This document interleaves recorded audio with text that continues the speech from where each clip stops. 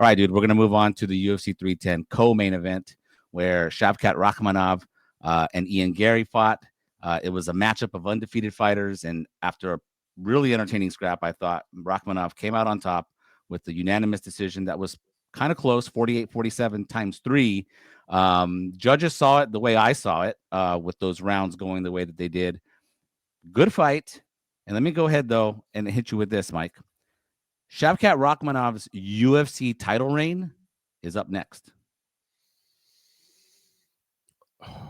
Putting you on the spot with that one. Overreaction. I don't know why. I mean, how you feel about him against Belal? I think Belal wins. If you're asking me right now, I mean, I don't know. It's hard to say. Like, this MCL story kind of came out overnight, leading into today, where Daniel Cormier revealed he apparently had that coming in.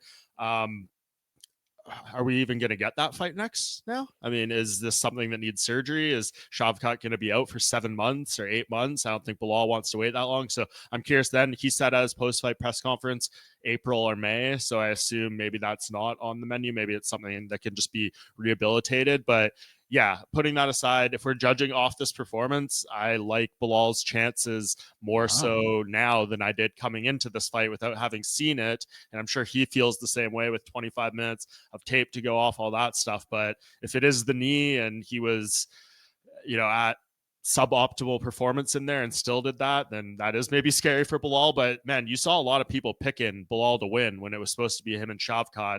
I think that sentiment just only got stronger there. So of course Shavkat can win. That's going to be a compelling fight, all that stuff. He's a completely different style from Ian Garry as Belal Muhammad. So I wouldn't rule it out, but man, I think I'm going to give Belal some respect here.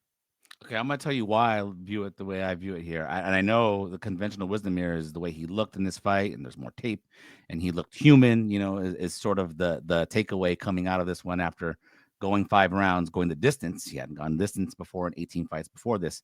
My whole thing is I feel like being tested the way he's tested just before a title fight is exactly what some guys need. And I think it's exactly what Shavkat needs. I mean, to not have that many challenges before a title fight and then face a guy who's high level like Belal, I just feel like that only makes him better. That's where I'm coming from here.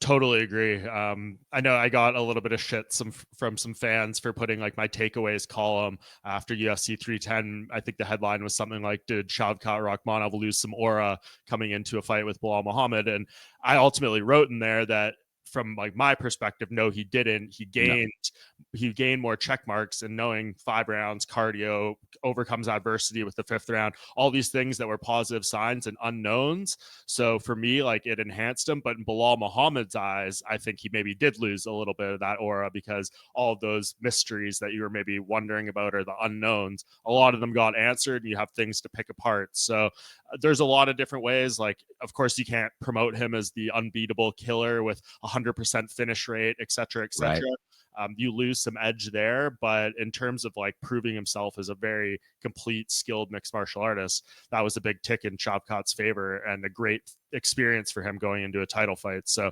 yeah, I think like on the fan promotional side, maybe a little bit lost, but on the fighter side, definitely something gained.